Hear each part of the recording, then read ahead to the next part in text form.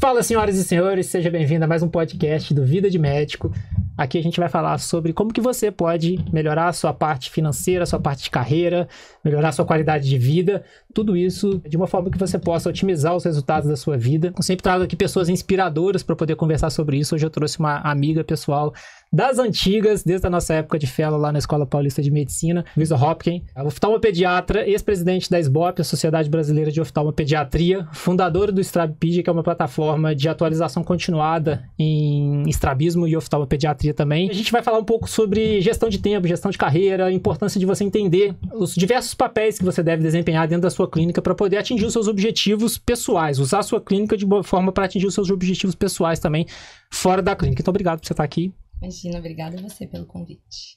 Uma das coisas que eu acho que a gente pode discutir, que eu acho que vale muito a pena para todos os médicos, é a gente entender papéis diferentes dentro da nossa clínica. A gente é médico, ou seja, a gente vai fazer a parte técnica, a gente vai fazer o operacional.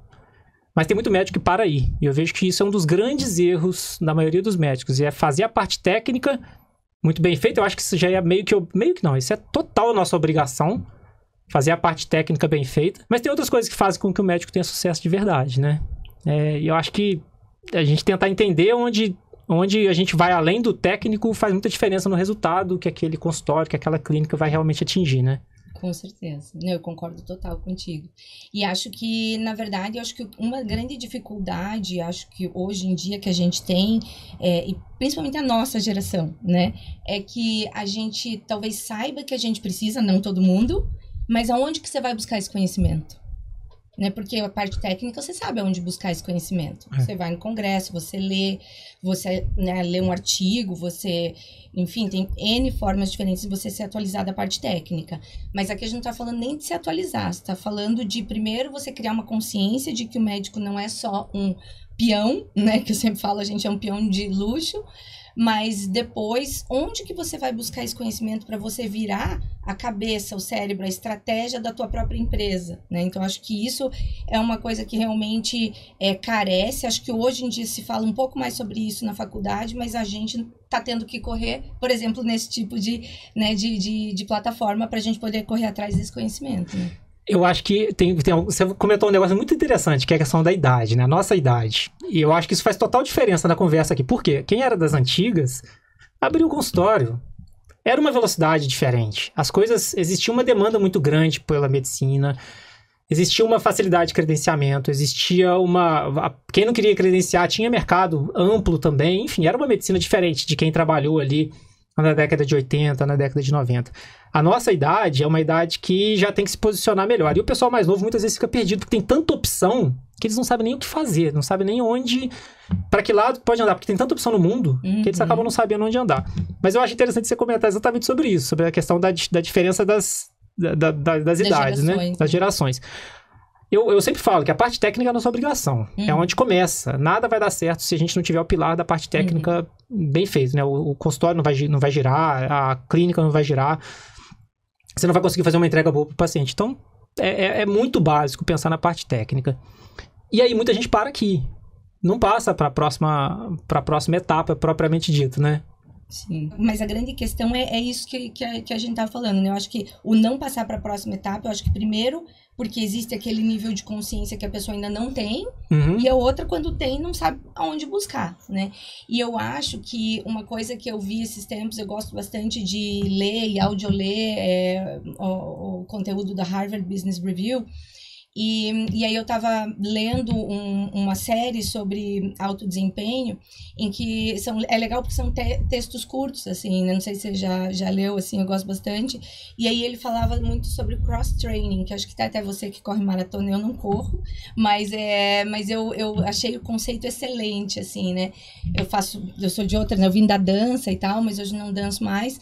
Mas acho que isso serve para os atletas, sejam de que área for, e serve para gente na vida do consultório e para gente que leva essa vida muito louca de né, a parte acadêmica, sociedades, enfim, e cursos online, que é para você virar um melhor maratonista, você me corrige se eu não estiver certa. Não adianta só você sair correndo na rua. Você precisa fazer musculação, você precisa treinar respiração, você precisa treinar outras coisas.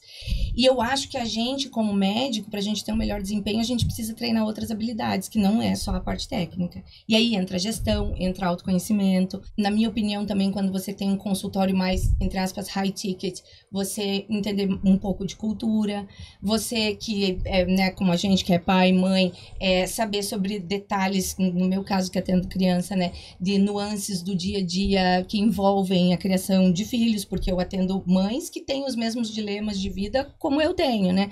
Ai, mas não vou poder usar tampão porque a criança tem natação à tarde. Eu sei porque eu também levo meu filho para natação à tarde. Então, você consegue entrar na rotina, na cabeça, você consegue vestir o calçado daquela pessoa, né? Então, para você, por exemplo, que atende retina, poxa, você saber falar sobre, talvez, política, você saber falar sobre investimento financeiro, sobre aposentadoria com o cara que é mais velho, você vai conseguir acessar o cara num outro nível. Então, na minha opinião, assim, eu acho que falta um pouco pro médico fazer esse cross-training, assim, sabe? De não ficar focado só na parte técnica, para você poder ter outras habilidades, para você poder daí, isso vai fazer teu consultório, a tua vida como um todo, aí andar para frente, assim, sabe? Isso é uma das grandes habilidades que a gente pode ter, né? Essa questão que você falou algumas coisas diferentes, assim, em termos de aspecto. Por exemplo, a socialização é super importante. Vocês colocar eu brinco, essa mesma expressão que você falou de sentar no sapato dele, eu falo que sentar na cadeira, sentar do outro lado da mesa. E eu aprendi muito sobre isso há 5 anos pra mim, de 5 anos pra cá. Foi uma mudança muito grande que eu tive de ter esse insight de não só imaginar como é do outro lado, mas realmente me colocar no outro lado de verdade, não só no aspecto mais intuitivo, assim, não, é realmente. Imagina que você realmente tá lá e você realmente é um deficiente visual. No caso, pensando num paciente que tenha problema de DMRI, numa situação mais grave. Pô, como é a vida de uma família que tem um deficiente visual? Isso é uma coisa essencial. E aí, essa parte que eu vejo essa sensibilidade faz parte de uma das habilidades que realmente a gente tem que ter. Mas eu acho que isso aí ainda entra na parte técnica. Né? Eu acredito que isso deveria, né? Mas técnico. Isso é a nossa parte técnica da medicina. Deveria, mas eu acho que, não sei, assim, eu acho que essa questão que, na verdade, eu acho que o que você tá falando, assim, na minha opinião, é uma empatia real, né? Eu acho que é empatia real. O problema da empatia, eu acho que, assim, infelizmente, você não ensina, né? Assim, é uma coisa que você não tem como ensinar. Eu acho que algumas pessoas vêm com uma certa sensibilidade maior para ter mais empatia de fábrica. E eu acho que a vida acaba fazendo com que algumas pessoas que até não eram muito empáticas acabem ficando, né? Que nem você falou de 5 anos para cá, você tem uma história pessoal tua. Eu também tive uma história de doença, né? Eu fiquei doente, eu tive um tipo de um câncer, precisei fazer quimioterapia, foi super complicado, não tinha medicação que eu precisava no Brasil, tive que viajar para fora, o plano de saúde negou meu quimioterápico, isso que eu era credenciada daquele plano, eu era médica cooperada daquele plano. Então, assim, eu também sentei do outro lado. E, assim, eu já me considerava uma pessoa bem empática e sensível antes disso. Bem, assim. E aí, só que aquilo, que assim, você sentar do outro lado de verdade, com todas as questões que envolvem, porque eu acho que a grande questão do sentar do outro lado não é só você sentir na pele a dor da doença. É você sentir na pele a dor de um processo de má gestão. Porque a dor do processo de má gestão, ele é quase tão ruim quanto a dor da doença, ou pior, às vezes. Má gestão do profissional que está te tratando. Exatamente. Do profissional da rede profissional que está te tratando, né? Do profissional, da clínica, da secretária, do hospital, da enfermagem. Eu passei por tantas situações quando estava doente, assim, que são caricatas, assim, sabe? Assim, que quando eu conto, as pessoas não acreditam. Eu li uma vez, eu fui fazer uma ressonância que eu estava fazendo screening de metástase. Imagina, a pessoa já não está muito tranquila de fazer screening de metástase. E eu tinha que fazer a cada não sei quantos meses. E eu sou alérgica de pirona, tipo, eu faço broncoespasmo, edema de glote, tipo, tchau. E aí, como era de abdômen, eles tinham que fazer Buscopan. E aí eu perguntei pra enfermeira, não é Buscopan composto, né? Daí, isso enquanto eu tava me arrumando e colocando aventalzinho e tal, e ela tava do outro lado como se fosse como é que fala? Da cortininha do biombo. Falou... composto? Como assim? Deu com dipirona. Assim, só pra garantir, porque eu sou alérgica. Dela, mas você é alérgica a quê mesmo? Deu, então, a dipirona. E aí, ela saiu, foi perguntar pra mim, não sabia, voltou, tal. Daí disse que não, ficou meio mal-humorada. Na hora que foi pegar acesso, pegou meio de mau jeito. Aí injetou muito rápido, eu meio que fiz um vaso vagal, mas não desmaiei e tal, beleza.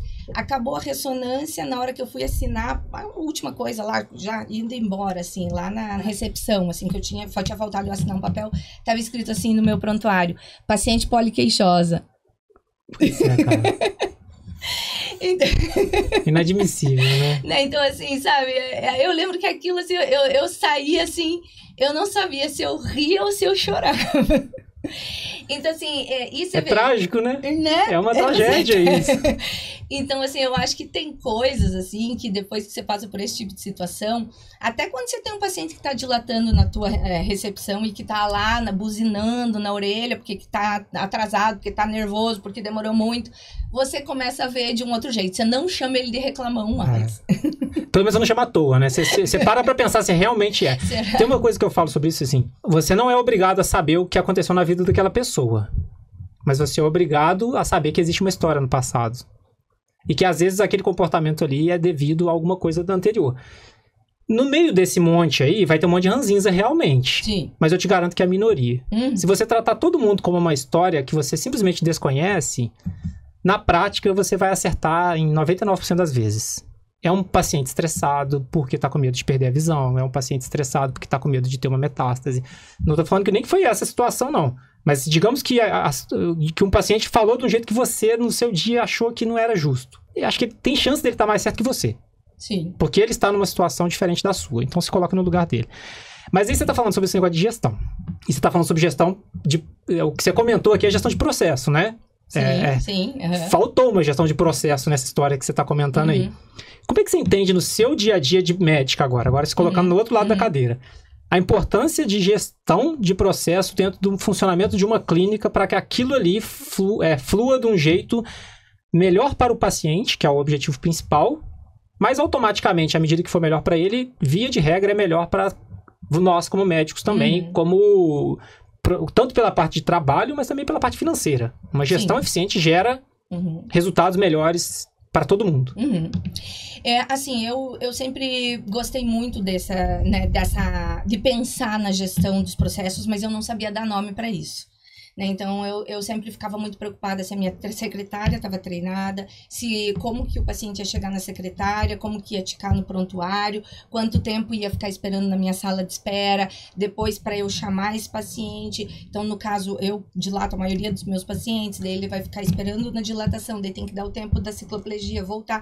Então, tudo isso para mim sempre foi algo que eu pensava, mas eu, de início, assim, né, eu faço consultório há 12 anos, mais ou menos, eu não conseguia, digamos assim, saber muito bem como treinar as pessoas que estavam comigo. Mas eu sabia que isso era importante.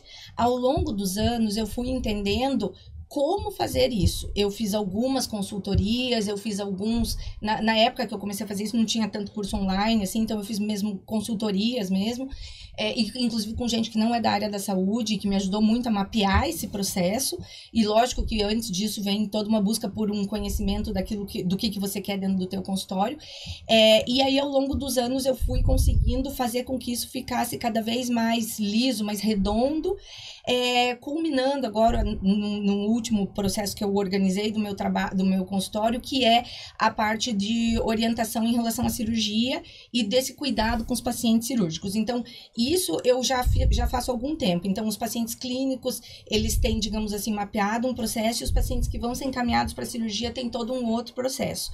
E essa separação que vem junto com isso, uma organização e estruturação prévia de agendas. Então, por exemplo, os meus pacientes são triados pela minha secretária de uma forma sutil, com perguntas para poder saber se ele cai numa ou noutra agenda, digamos assim. E eu faço isso há muitos anos. E isso aumentou meu volume cirúrgico em mais de 4 vezes. Deixa eu só ver se eu entendi. Você separa um espaço diferente, em termos de tempo, para pacientes que você vê que tem um potencial maior de conversão cirúrgica. Sim. Isso se chama lead score, né? Você está dando valor diferente para pacientes diferentes. Eu acho isso aí fantástico, porque na hora que você fizer isso dentro da sua agenda, você vai manter o respeito ao paciente, para um paciente que realmente precisa de mais tempo, você vai ficar mais tempo com ele. Você vai entregar uma consulta melhor, ele vai sair mais satisfeito, a probabilidade de conversão ao procedimento que você é mais bem remunerado para fazer e é da sua especialidade, é muito maior, esse paciente vai sair muito mais satisfeito por esse tratamento, vai sair te indicando muito mais e, consequentemente, você tem um resultado muito melhor também de tudo. Você tem mais paciente e tem mais parte financeira reconhecida também. Outra coisa que eu acho importante é evitar atraso. Na hora que você faz você fala assim, eu faço a mesma coisa nos meus pacientes de retina. Eu sei os pacientes que eu previamente vou precisar de mais tempo para explicar sobre a doença. Geralmente são pacientes de primeira consulta ou pacientes de intravítrea. Eu sei que esses pacientes vão me demandar mais tempo. Então, eu já sei, quando ele chega com o encaminhamento, as minhas secretárias já são treinadas a separar esse paciente. Qual vai ser Se for, é um tempo X de consulta. Se não for, é o tempo Y de consulta. E eu faço... O que acontece muito com isso? Eu minimizo atraso, que é outro grau de satisfação muito grande, né? Uma das grandes reclamações dos pacientes para dentro de clínicas é atraso. Se você estiver atrasado, dificilmente a gente entrega realmente a mesma consulta do que se você estiver no prazo. Se você tem 20 pessoas lá fora te esperando, reclamando, você escutando aquele burburinho de recepção, dificilmente você tá com a cabeça centrada em realmente entregar o que você tem de melhor para aquela pessoa que está ali na sua frente. Então acaba que eu acho que é muito ganha-ganha. Sim. Esse processo de separar tempos diferentes para pacientes diferentes, né? E eu acho que não só o tempo diferente, a oftalmopediatria tem um problema que não é um problema comum, que é uma agenda cheia demais, né? Então, assim, como assim? Né? Por exemplo, desde que eu me entendo por oftalmopediatra, desde quando eu abri minha agenda a primeira vez, quando eu tinha acabado de voltar de Dallas, dali 2 semanas, a minha agenda estava para 6 meses. Então, assim, em 2 semanas de trabalho da vida, a minha agenda já era cheia para 6 meses. E não é porque, Luísa, você... Não, é porque falta oftalmopediatra, né? E eu tô num centro de referência. E hoje segue a mesma coisa, mesmo eu atendendo particular. Um pouco menos, mas não muito diferente disso, né? Porque, lógico, eu fui otimizando o processo, entendendo que também uma espera muito longa do paciente esperar lá 6 meses para ser atendido, ele ia acabar procurando outro médico. Mas o que acontece? O paciente que eu tenho certeza que vai ser estrabismo, ele não espera 6 meses. Ele entra numa agenda diferente que tem vaga para daqui 2, 3 semanas. Então, isso faz uma conversão também muito diferenciada. Mas tudo isso é você saber quem é o teu paciente que você quer priorizar e você ter como triar e como organizar a agenda de forma diferenciada para cada um deles, assim. É muito legal saber que você faz isso, porque eu faço muita coisa parecida. Eu vejo os pacientes que eu sei que são urgentes, e eu acho que isso é partindo da genuinidade, colocando o paciente sempre em primeiro lugar, a gente é que se beneficia disso. Sim. Por quê? Eu faço exatamente a mesma coisa. Pacientes de retina é essa semana. Não dá pra ficar esperando. Não ele dá. Pode perder a visão, ele perde a visão se ele esperar. O paciente do estrabismo, se ele esperar, ele não vai ficar amblíope. A criança, ou o paciente vai desistir de operar, porque ele quer operar agora, semana que vem. Então eu faço exatamente a mesma coisa. Assim, a gente tem que ter separação dentro da agenda, espaço para encaixar pacientes. Sim. Aí o que é legal do que você tá falando também? Se você tiver um paciente que for um paciente de... Você tem uma agenda de 6 meses, digamos. Você tem uma agenda de 6 meses. Chegou ali naquela semana, você não conseguiu ocupar, porque não chegou o paciente. Você tem muito paciente para puxar. Não, tem um monte. Isso aí nunca é problema daí. Você sempre vai conseguir puxar alguém. Então, você não perde. Você não perde paciente, você não perde horário de trabalho por causa disso. Porque você sempre vai ter alguém que vai querer entrar naquele horário da desistência, como se tivesse uma desistência, né? Sim, exatamente. Você acaba trazendo isso. Não, isso funciona para mim e eu faço isso há muitos anos. E isso otimizou meu número de cirurgias de uma forma espetacular. E assim, foi muito legal. Esses dias eu operei uma filha de um cara que é piloto e eles tinham tido uma experiência péssima de cirurgia de estrabismo com outro profissional em outra cidade. Vieram para Curitiba morar e daí me procuraram porque a criança recidivou, precisou operar de novo. E aí ele me deu um feedback, assim, que eu falei, nossa, eu queria ter gravado esse feedback que o cara deu. Ele falou, olha, doutor, eu fiquei muito feliz com o atendimento como um todo. Né, assim, foi muito legal porque ele teve essa percepção disso que a gente tá falando, que a gente acha que é invisível pro paciente, mas quem é um pouquinho mais entendido, trabalha no business, ou quem é o cara que é piloto e entende de processos, o cara vai perceber. Ele falou assim pra mim, não tô falando só pelo teu carinho, pela parte técnica, que a gente já sabia que você, né, essa parte aí não era questão, mas assim, como a gente se sentiu acolhido como um todo, como a gente conseguiu rápido respostas das tuas secretárias, agendamento da cirurgia, resposta para tudo que a gente precisou ali pra gente se organizar, a gente percebeu que, assim, o teu processo como um todo tá, assim, deixando com que o atendimento fique ainda melhor, porque a gente se sente ainda ainda mais acolhido, inclusive com questões, né, bestas que a gente tinha dúvida do anestesista, porque eu já tenho uma assistente que só responde esses pacientes versus a outra que só cuida da agenda. Então, assim, quando ele deu esse feedback, eu fiquei super feliz, porque eu pensei, puxa, isso que eu tenho trabalhado há tantos anos, que às vezes parece um trabalho pouco palpável, né, pouco tangível, esse dos processos dos médicos, e de novo, voltando no começo da nossa conversa, muitos não conseguem nem entender que existe que tudo precisa isso, de processo. que precisa. Para o paciente ficou tão claro, a ponto de ele falar, assim, e quando ele foi falando, é exatamente tudo que eu tenho feito, né, nesses últimos anos. Então, assim, eu fiquei super feliz. Assim. E aí, sabe o que acontece com esse médico que não percebe? Ele quer ganhar mais, ele tem que aumentar o tempo de atendimento. Ele vai ter que ficar mais dentro da clínica. Aí se ele vai ficar mais, ele vai ficar estressado, não vai ter o retorno que ele queria, e ele entra numa roda infinita de mal-estar. Aí ele fica de birra com a medicina, ele vai atender paciente de mau humor, aí ele vai atender paciente que não é da especialidade, do que ele sabe fazer de verdade, ele vai entregar resultado ruim, e aí ele entra no ciclo completamente oposto, mas pelo lado negativo, sabe? E daí ele perde tempo de pensar na estratégia de gestão, né? Às vezes você vai precisar deixar de atender paciente, eu relutei muito para isso, por exemplo. Para ter horários que eu vou fazer reunião, eu ainda tenho dificuldade com isso, por exemplo, de fazer reunião com as minhas funcionárias. Mas eu tenho hoje horários em que eu vou lá só para a gente conversar sobre questões de agenda.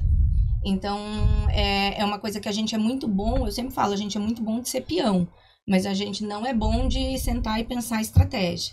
E aí, acho que só fazendo um gancho sobre uma coisa que eu queria que você comentasse também, isso é gerir o nosso tempo, como indivíduo. Né? Então, assim, você, Badaró, tem um tempo X, e a gente que tem essa síndrome do super-homem, que a gente que é médico, quase todo mundo tem, acha que o tempo vai conseguir, o dia vai ter 27 horas, não tem. Né? E aí você tem que entender que ou você deixa de atender um paciente que talvez pareça que você vai ganhar menos, mas para pensar a estratégia e ganhar muito mais lá na frente, ou você vai entrar nesse ciclo que você falou e ainda não fazer exercício físico, chegar tarde em casa, né, família de mau humor e tudo o resto. Não tá presente de verdade, né? Deixa eu fazer uma pergunta para você que eu acho que é super importante. A gente falou sobre uma estratégia de como você pode ganhar mais e você falou uma coisa muito explícita. Eu atendia convênio, agora eu não atendo convênio. Isso é muito explícito, isso. Mas já dá para imaginar o que acontece no meio do caminho. Você falou volume de conversão de cirurgias, é a sua especialidade, então, consequentemente, é uma escolha que você faz que tem uma rentabilidade diferente do que você ficar atendendo só consulta de plano de saúde, enfim, são coisas diferentes. Mas eu queria falar sobre outra coisa, que é a oportunidade que médico tem de fazer uma fonte de renda alternativa. Como, por exemplo, o Stripepedia. Que, se você estiver na loucura do dia a dia, você não vai ter tempo nunca de fazer o Stripepedia acontecer. Como que você vê a presença de médicos em produtos que não sejam diretamente relacionados ao ato médico-paciente dentro da carreira dele? Eu vejo que isso é algo que está numa crescente, né? Acho que está crescendo cada vez mais, mas acho que também não é todo mundo que está preparado para isso. E eu vejo como algo super positivo, né? Eu fiz um planejamento que não foi do dia para a noite. O Stripepedia vem sendo pensado há 2 anos, né, dentro da minha cabeça, dentro de várias experiências que eu tive, por exemplo, com a SBOP, né, experiências de transformação digital da SBOP, porque a gente transformou a SBOP né, digitalizou a SBOP e fez a SBOP sair de uma sociedade de fundo de quintal para uma das maiores sociedades hoje, né, em termos de presença digital que a gente vê, e foi tudo meio na louca na hora do Covid, assim. Então, para mim, abriu muitas possibilidades, aprendi muitas coisas sobre o mundo e o mercado digital e fui pensando e estruturando isso na minha cabeça. E vejo que isso é uma maneira de eu poder gerir meu tempo de uma forma diferente, né, no futuro, e de uma forma um pouco menos braçal.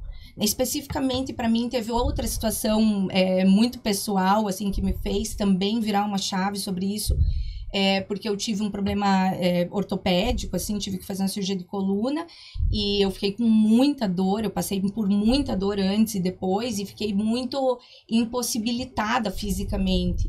Então, me fez pensar, assim, e se daqui 10 anos eu tiver cadeirante? Como que, não, assim, é que eu também sou meio dramática, mas assim, eu pensei, o que eu vou fazer, né? O que eu sei fazer de melhor fora operar e atender paciente, né? Eu gosto de ensinar, eu gosto de tecnologia, eu aprendi muito a andar nesse meio. Eu vou unir que eu gosto de operar e sei operar bem, ensino há muito tempo, eu tenho um programa de fellow em Curitiba há 10 anos, já formei um monte de gente que foi pro Brasil inteiro, então vou unir essas duas coisas e fazer isso, por exemplo, dentro do Stravipedia, de forma que possa chegar em qualquer lugar do Brasil.